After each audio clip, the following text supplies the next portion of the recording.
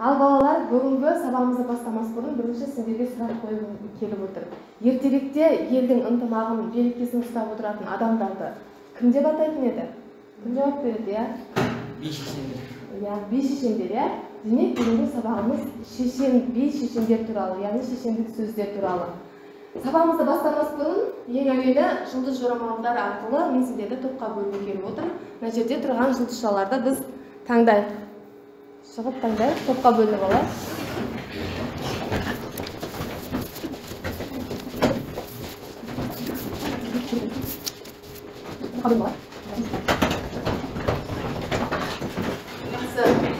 Топқа бөлініп алсақ, ары қарай қазақ әдебиетінде, яғни өзіміздің төл әдебиетімізде шешендік сөздер дегеннен кейін шешендік өнердің майын тамызған кезінде шешен билерді есімізге түсірейікші, кімдерді атауымызға болады? Кім жауап береді? Кімдерді атау? Я? Қазақ шешендік өнері Майқы би мен Аяз биден басталады. Одан кейін Асан қайғы, Жиренше, одан кейін ел қорғасқан шешендерді келтіре кетуімізге болады. Төле би, Әйтеке би, Қасыбек би. Одан кейін бертін келе сырым билердің уақытында атауымызға болады. Жақсы, тамаша. Ары қарай топ басшылары бір-бірімізді бағалап отырамыз, е? Шешендік сөздер, тапқыр сөздер, өткір көңілге қонымды, ауыздан ауызға көшіп сақталған, дауларға байланысты туған. Яғни оны айтушылар, билер, шешендер болған. Шешендік сөздерді бейнелейтіні бізге ауызекі түрде өзгерістермен жеткен түрі. Олардың авторлары бар, яғни біздің әдебиетіміздің өкілдері.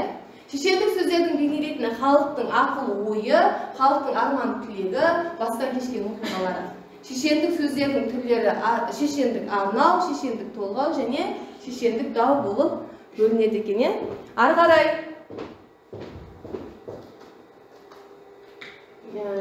келесі кезең бізде мағынаны тану кезеңі. Бұл бірінші топта бізде шешендік сөздер дегеніміз не бойынша кластер сызамыз. Екінші шешендік өнер дегеніміз не екінші топта. Үшінші би дегеніміз кім? Үшінші топта. Осы бойынша барлығымыз бірігіп кластерімізді толтырайық. Топ бойынша жұмыс жасап кластерімізді толтырамыз. Яғни шешендік сөздер дегеніміз не? Шешендік өнер дегеніміз не? Және би дегеніміз кімдер?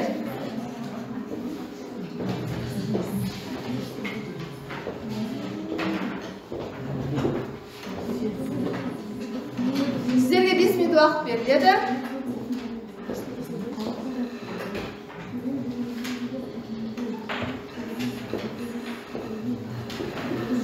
Кімдерді шешендік өнердің өкілдері деп айта аламыз, және олар қандай адамдар болады, қандай қасиеттер болады бойларында. Сол бойынша кластерімізді толтырайық.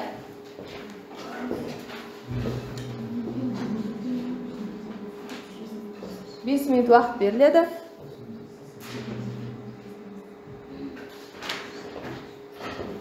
Топ бол, атсалысамыз.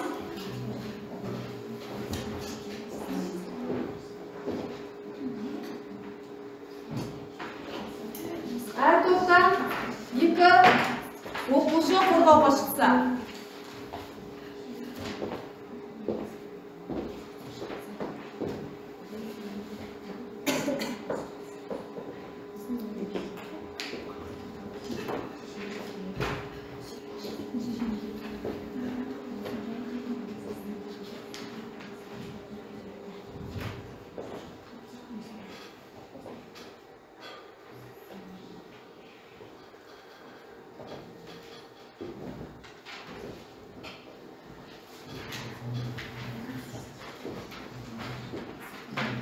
Болсақ белгі береміз, қай топ бірінші болады?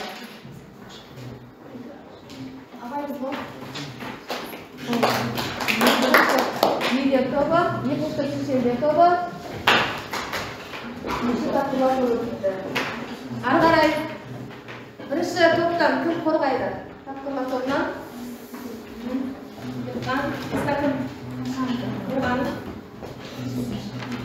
Сендерге бергені?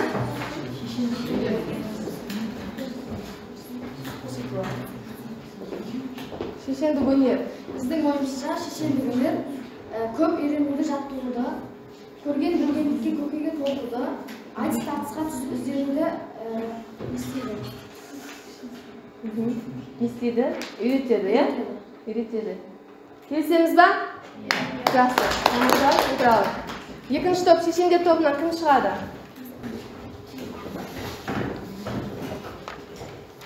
Сендерге берілгені? шешендік сөз. Иә, шешендік сөздер дегеніміз не? Құнды мұра, арнау, терең ой, асыл қазына. Және де шешендік сөз мүдірмей сөйлеуден, ұшқыр сезімнен, өсиеттен, сөз тартыстарынан тұрады және әр шешендік сөзде даналық кездеседі. Тамаша, әр шешендік сөздер асыл бірақ ой. Топ басшылары бағалап отырамыз. Үшінші билер тобынан бізде кім шығады? Ғалымжан мен Аян атқан жақсы келауы. Бізге берілгені? Билер деген кімдер? Олар қандай қасиеті болады бойларында? Билер тек бір салада ғана жұмыс істемеген олар, әр саланы меңгере білген. Мысалы, олар бір жағынан психолог, бір жағынан заңгер, ақын, елші, тәрбиеші, ғалым да болып білген, ойшыл, саясаткер, шешен болып та білген. Тамаша. Топ басшылары бағалап отырамыз. Ары қарай бізде еркін микрофон айдары, яғни сіздерге сұрақ қойылып келіп отыр. Ең бірінші, сіздің ойыңша шешен би батырлардың ортасында қандай ортақ қасиет бар? Кім жауап береді? Гүлнара.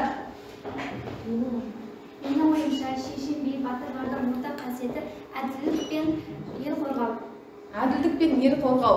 Жақсы ма? Батырлардың бойында да, шешендердің бойында да сондай қасиет бар екен. Жақсы. Екінші сұрағым, шешен би батырлар елге не үшін қажет? Кім жауап береді?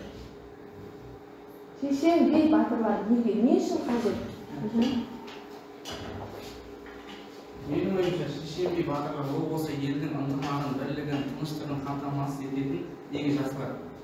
Тамаша. Екеуі де елді қорғау үшін қызмет ететін батырлар. Жарайды. Келесі сұрақ.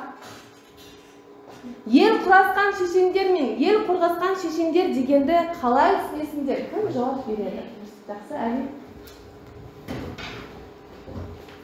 Ел құрасқан шешендерге біз қазақ ұлысын құрап, оларды біріктірген, басын біріктірген шешендерді айтуымызға болады. Мысалы, оларға Майқы биді, Аяз биді, Асан қайғы мен Жиренше шешендерді жатқызуға болады. Ал ел қорғасқан шешендер дегеніміз елдің шаңырағы шайқалған кезде оларды береке бірлікке шақырған елдің игі жақсылар деп айтуға болады. Оларға Төле, Әйтеке, Қазыбек билерімізді жатқызу. Тамаша, бәрі түсінікті, иә?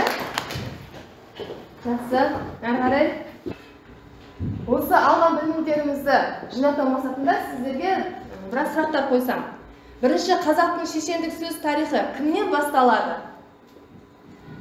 Қазақтың шешендік сөз тарихы кімнен басталады? Кім жауап береді? Яғни? Майқы би мен Жиренше шешендің кезінде. Екінші, 12-13 ғасырларда өмір сүрген билер кімдер? Кім жауап береді? Яғни солар? Майқы би тағы? Майқы би, Мөңкелек. Жақсы, отыра ғой. Ары қарай, 15-17 ғасырлардағы билерге кімдерді жатқызуға болады? 17 ғасырлардағы кімдерді жатқызуға болады? Я Рашид. Төле би, Қазыбек би, Әйтеке. Жақсы, отыра ғой, дұрыс. Жеті жарғы заңын кім шығарды? Жеті жарғы заңын кім шығарды, я? Әйтеке би, Төле би, Қазыбек. Жақсы, отыра ғой. Тамаша.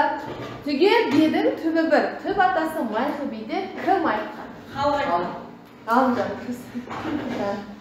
Сұрақтарға жауап беріп болды. Енді алған сұрақтарымызды қатысқан оқушыларымызды топ басшысы өздері бағалап отырса, олай болса, біз сабағымызды ары қарай толықтыру үшін бейне жазбаны тамашалаймыз.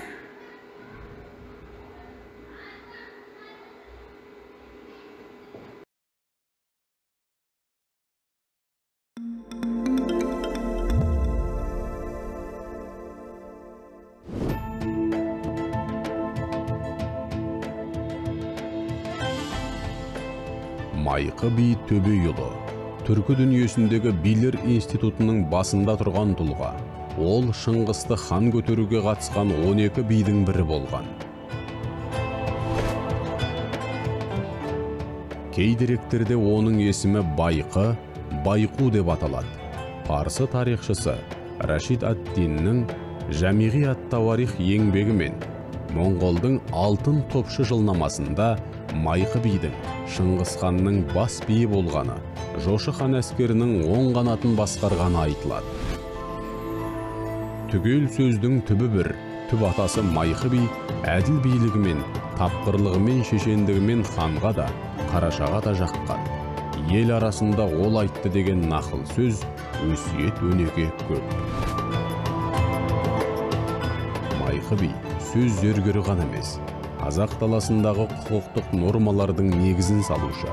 Қасым ханның қасқа жолы, Есім ханның ескі жолы, жеті жарғы заңдар жинағының барлығы Шыңғыс ханның Майқы бастаған билер жасаған ясы заңына негізделген.